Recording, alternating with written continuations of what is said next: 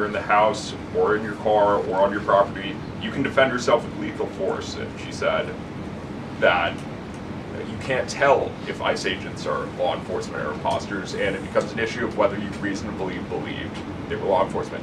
Do you have a response to that, and does the White House believe that she should be held accountable for these remarks? Such dangerous rhetoric, as I pointed out, is exactly what has brought us to this position today, where you have elected Democrat officials across the country who are encouraging left-wing agitators and crazy people to go out and unlawfully obstruct lawful immigration enforcement. Again, these brave men and women of ICE and Border Patrol and the federal enforcement are just trying to do their jobs to enforce our nation's immigration laws and to go after the worst of the worst in this country.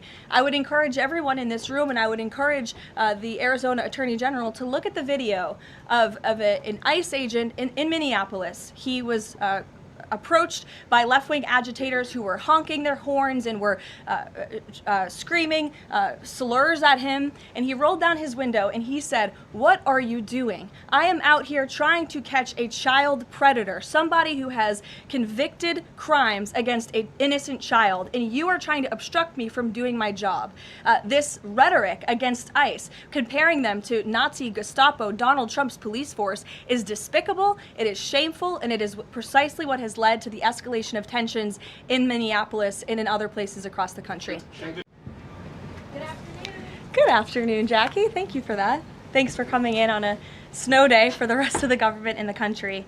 And as much of the country feels the impacts of that winter storm, President Trump continues to monitor the situation closely, and he has remained in constant contact with FEMA and emergency responders.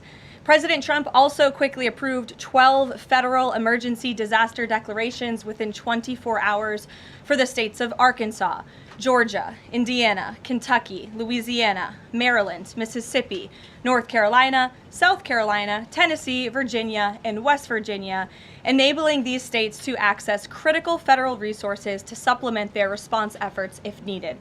These declarations will help state-led efforts of turning power back on, clearing roads for emergency services, and keeping communities safe. The White House will continue to correspond directly with governors and local officials in the coming days, especially in those states that were harshly impacted by this storm. I would also like to address the chaotic scenes in Minnesota over the weekend. Nobody in the White House, including President Trump, wants to see people getting hurt or killed in America's streets. This includes Renee Good, Alex Preddy, the brave men and women of federal law enforcement, and the many Americans who have been victimized at the hands of illegal alien criminals. Saturday's shooting remains under active investigation by Homeland Security Investigations and the FBI. The Customs and Border Protection is also conducting their own internal review. As President Trump said yesterday, the administration is reviewing everything with respect to the shooting, and we will let that investigation play out. But let's be clear about the circumstances which led to that moment on Saturday. This tragedy occurred as a result of a deliberate and hostile resistance by Democrat leaders in Minnesota.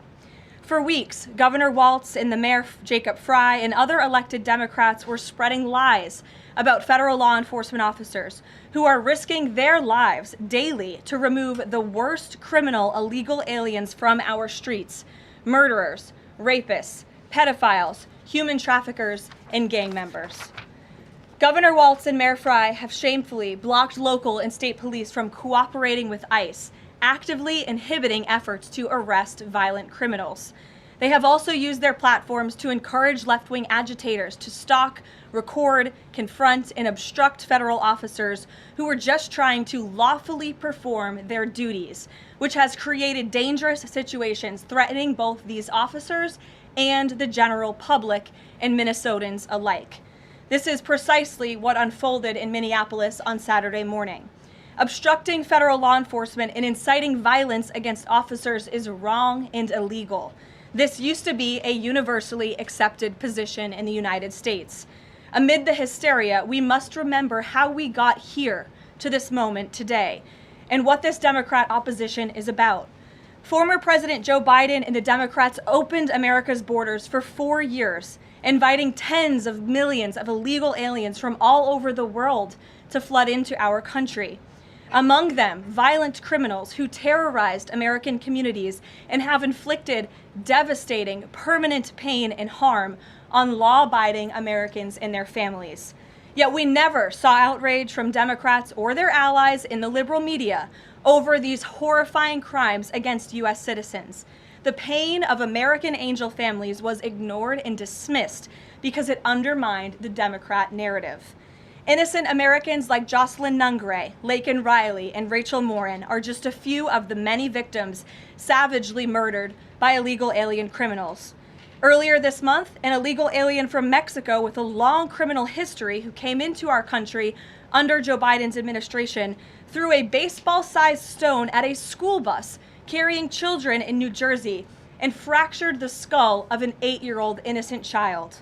President Trump promised accountability to these American families by securing the border, deporting every illegal alien who has committed crimes, especially and most importantly, violent crimes. Nearly 80 million Americans voted for him to deliver on that very promise, and he is.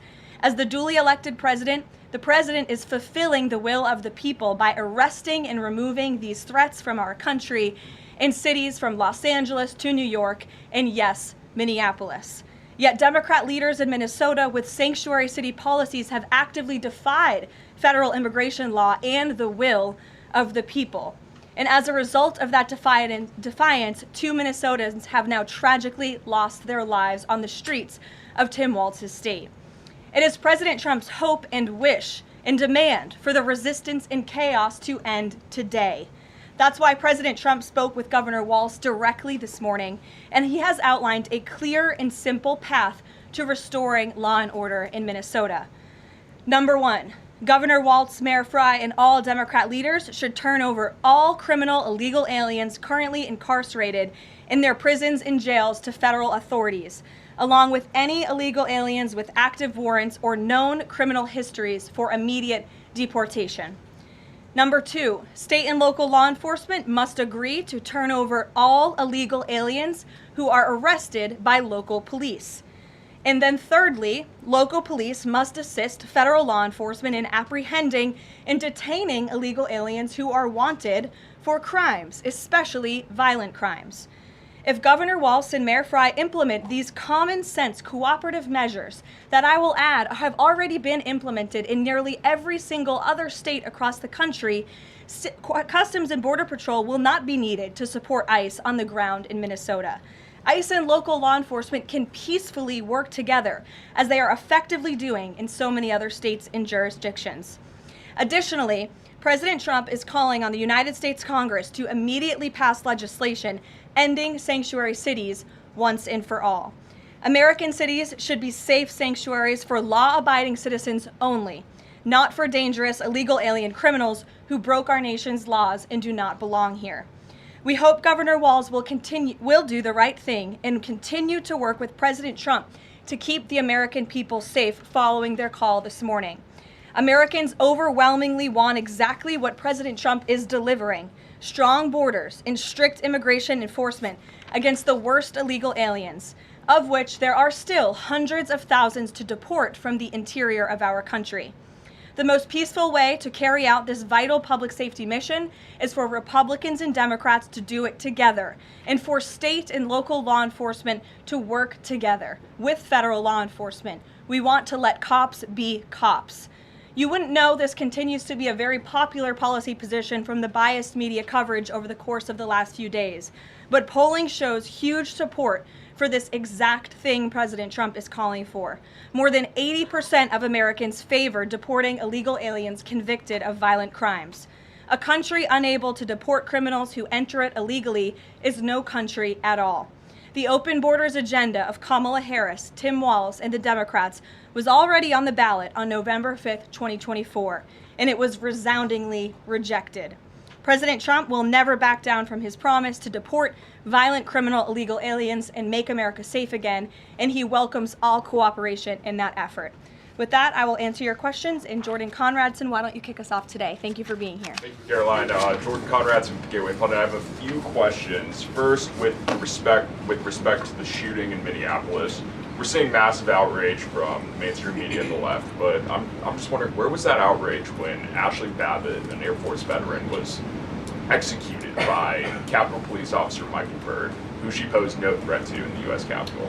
Well, you raised a very important point, which I also believed I just raised as well in those opening remarks, in that there has no doubt been selective outrage by the liberal biased media in picking and choosing victims and highlighting their stories. And as I've said, President Trump does not want any Americans to lose their lives in the streets of America and in American communities across the country. He believes what happened on Saturday is a tragedy, but every life is equal to President Trump, and that's why the lives of Laken Riley and Jocelyn Nungray continue to matter to him and be an utmost priority to him to this very day. And it's unfortunate that we did not see the same type of sensationalist media coverage over the tragic deaths of those innocent American women and girls across the country as we are in the wake of this tragedy that took place on Saturday. Gabe. Sure, go ahead. I want to get your response to this. The Arizona Attorney General, just days before this shooting in Minneapolis, she seemingly encouraged rioters to go out and shoot and kill ICE agents. And I'll quote her here. She said, "If you reasonably believe your life's in danger and you're in the house or in your car or on your property, you can defend yourself with lethal force." And she said that you can't tell if ICE agents are law enforcement or imposters, and it becomes an issue of whether you reasonably believe they were law enforcement.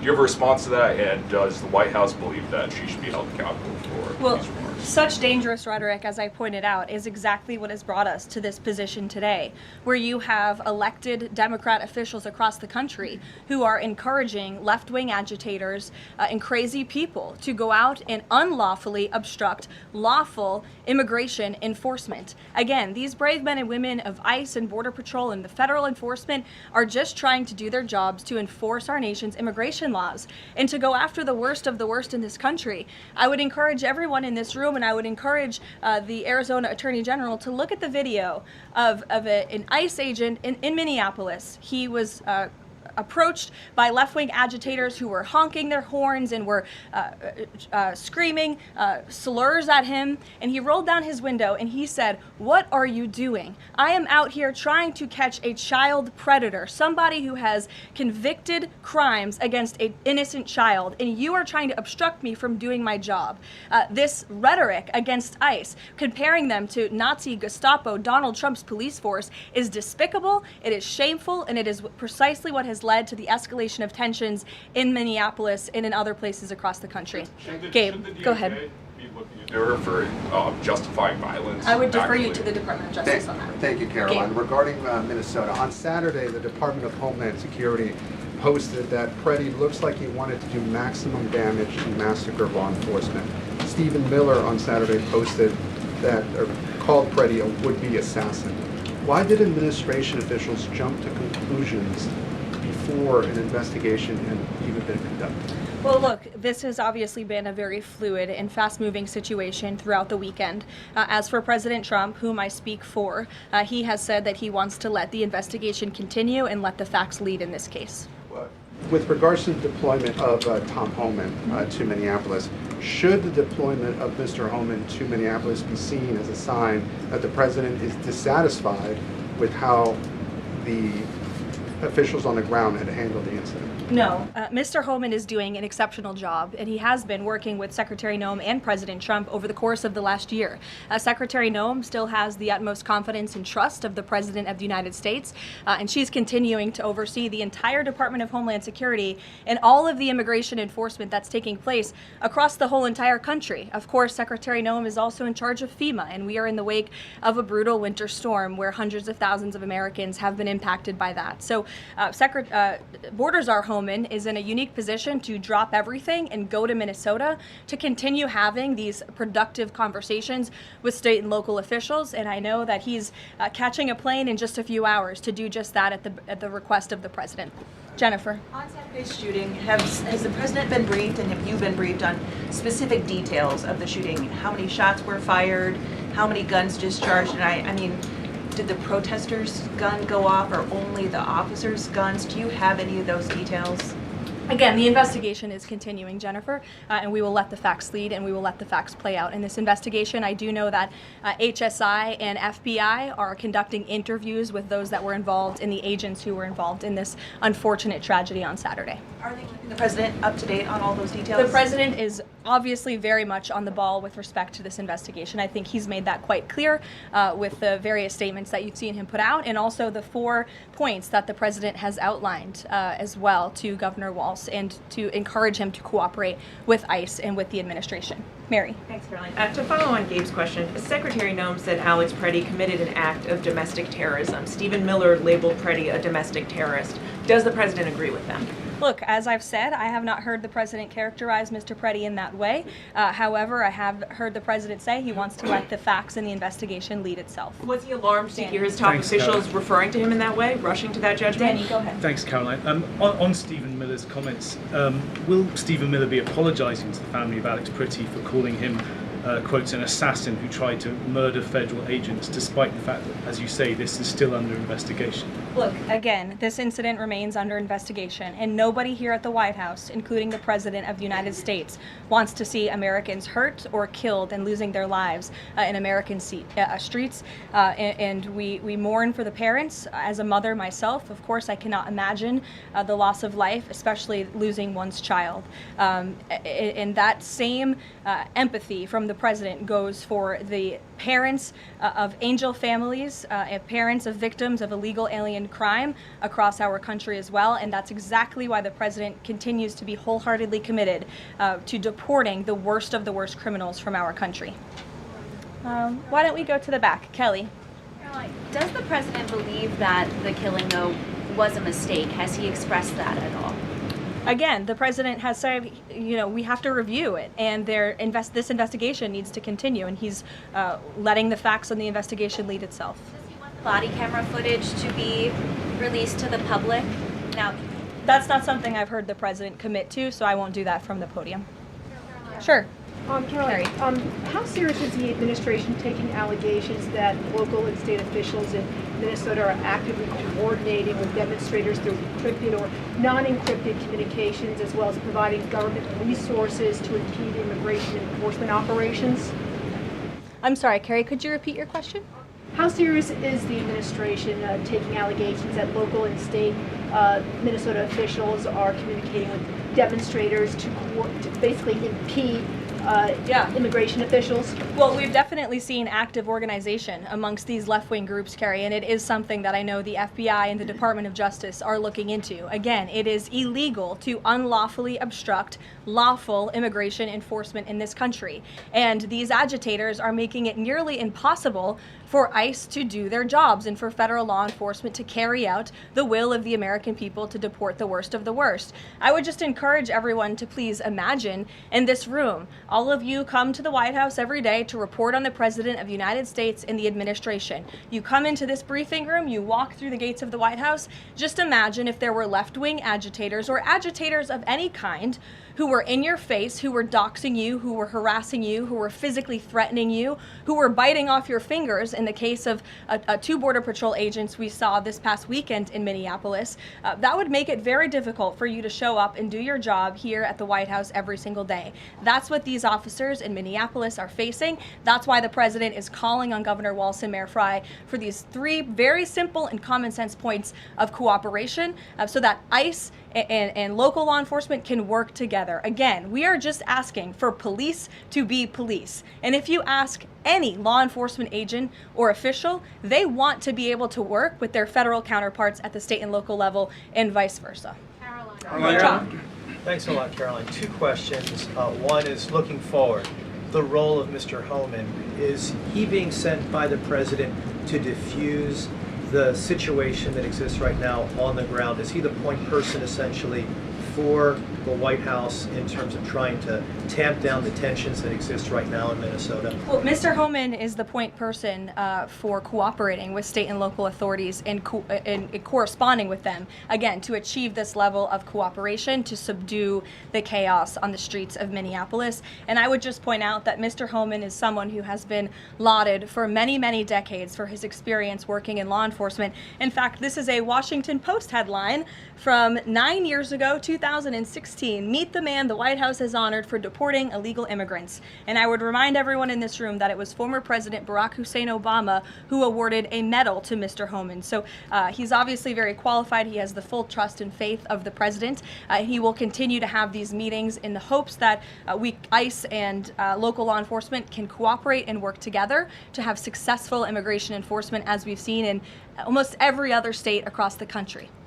And secondly, Caroline, can you talk a little bit about tomorrow's trip by the president to Iowa, what the purpose of that trip is, what the goals of that trip are? Sure, yes. Tomorrow, President Trump will be traveling to Des Moines, Iowa. He will be making a local visit at a local business, and then he will be giving a speech on affordability and on the economy. And I know he very much looks forward to being there, to meeting with the great people of Iowa, but also lawmakers as well. Jake. Caroline, a couple quick questions. First, does the president remain fully confident in Kristi Noem's ability to lead the DHS? Yes. And then just secondly, just on that Wall Street Journal reporting that we saw yesterday, the president said at some point that the immigration enforcement officers would leave Minneapolis. Did the Saturday killing of Alex Pretty expedite that withdrawal at all? To your first question, the answer is yes. He still has confidence and trust in Secretary Noem. To the second question, I would point you back to what I said earlier. If Governor Walz and Mayor Frey implement these common sense cooperative measures, CBP will no longer be needed to support ICE on the ground in Minnesota. ICE and local law enforcement will peacefully work together, as they are effectively doing in so many other states and jurisdictions, to remove violent criminals from American neighborhoods across the country. Did Walz ask the president to remove the immigration enforcement officers? He asked the president to scale down, and the president reiterated what the president put out in his statement yesterday and what I'm sharing with all of you as well. I would just add on this level of cooperation a few statistics that I think are very important. 7 of the top 10 safest cities in the United States cooperate with ICE. And we've seen historic turnaround in safety in cities that have chosen to cooperate with ICE, that are not just led by Republicans, but also look right here in Washington, D.C. We had a great level of cooperation with Mayor Bowser and the local government, and we have been able to remove thousands of illegal aliens from the District of Columbia, where you all live, so you can thank President Trump for that. The murder rate in Washington, D.C. has plummeted as a result. There were no riots, there were no protests, nobody was tragically killed as a result of that level of cooperation between federal and local authorities. And again, that's all the president is asking for in Minnesota. It's totally common sense. Jared, go ahead. Thank you. Caroline, in this process, you continue to describe the situation in Minneapolis as chaos. Was there any mistake made by Secretary Noem that led the president to send Mr. Homan there? I'm sorry, I don't understand your question. Did Secretary Noem make a mistake which led to...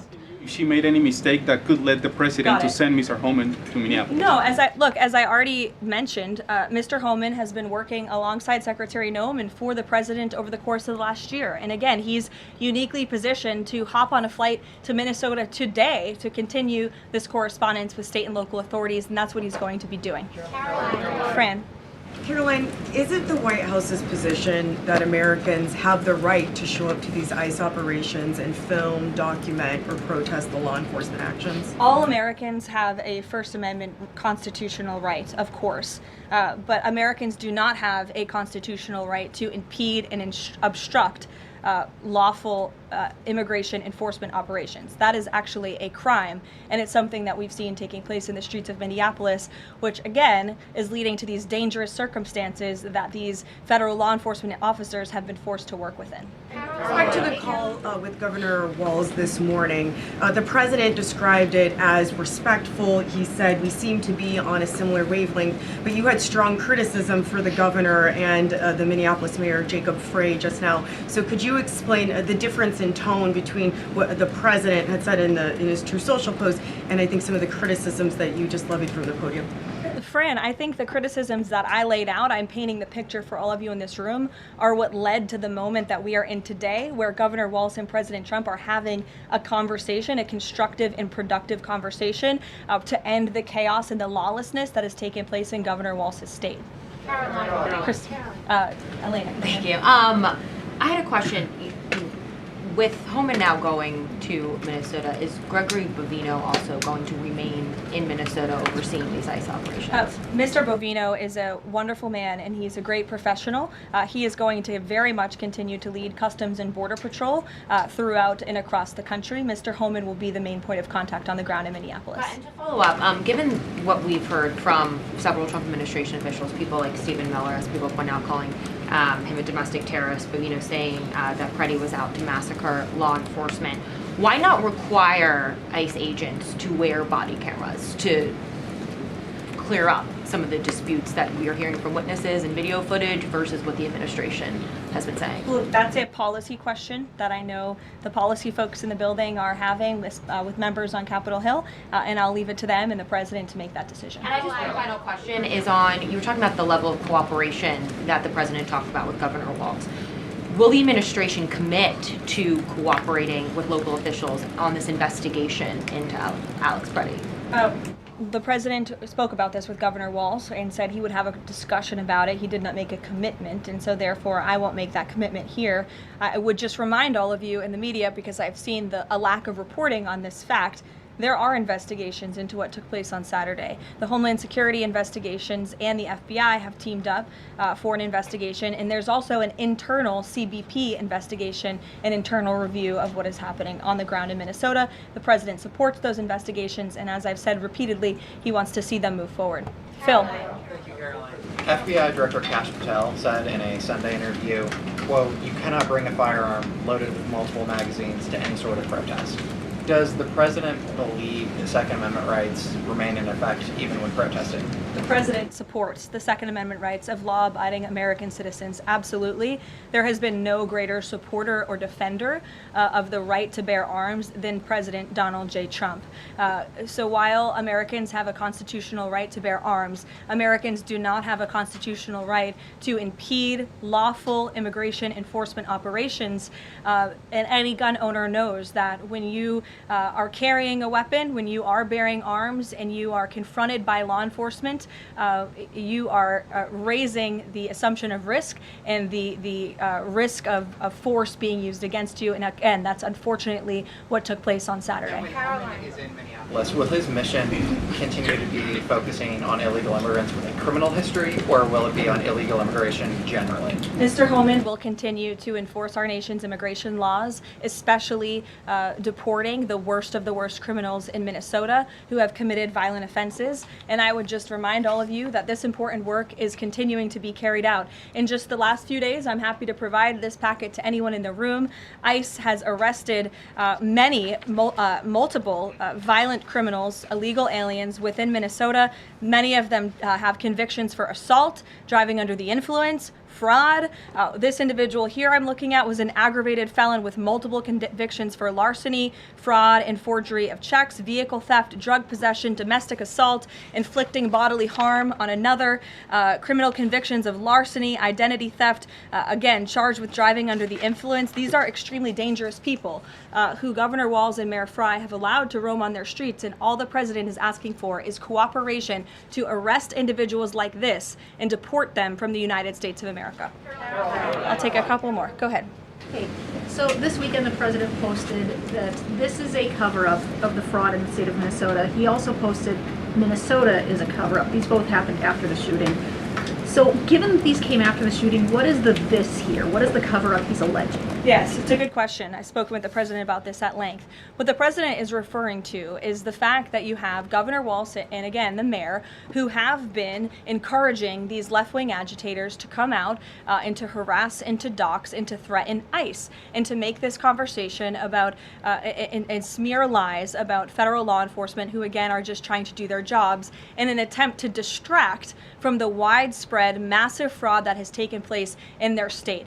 Billions and billions of dollars has been stolen from law-abiding taxpayers in Minnesota, and the administration continues to be very focused on getting to the bottom of it, especially, and the president raised a good question over the weekend, with respect to Congresswoman Ilhan Omar, who now has a net worth within the millions, and one must ask themselves why and how is that possible? Is she connected to the fraud rings that we have seen taking place within her state and her own district? It's a question the American people are raising, and the president believes it's one worth answering. Haley. Thanks, Caroline. I want to go back to some of the comments from Stephen Miller and Secretary Noem. You've made clear the president wants to see the investigation play out when answering some of the questions on the specific details. Is he concerned that some of those definitive statements made by other officials risks public perception of the credibility of those investigations now playing out? Again, the president believes that these investigations are credible, they are continuing, they are active, and he wants to let them play out. Alex. Caroline, thank you.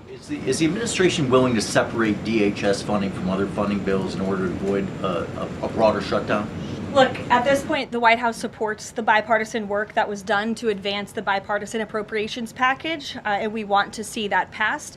Policy discussions on immigration in Minnesota are happening. Look, the president is leading those discussions, as evidenced by his correspondence with Governor Walz this morning, but that should not be at the expense of government funding for the American people, which would include, as you know, Alex, FEMA funding, and we are in the midst of the storm that took place over the weekend, and many Americans are still being impacted by that. So we absolutely do not want to see that funding lapse, and we want the Senate to move forward with passing the bipartisan appropriations package that was negotiated on a bipartisan basis. And secondly, there's another round of Russia-Ukraine talks this weekend, Sunday. I wonder if you can walk us through with the president, how he'll be involved in that, if at all. We'll be talking to President Putin, President Zelensky ahead of those meetings. I'm not tracking any scheduled calls at this point in time.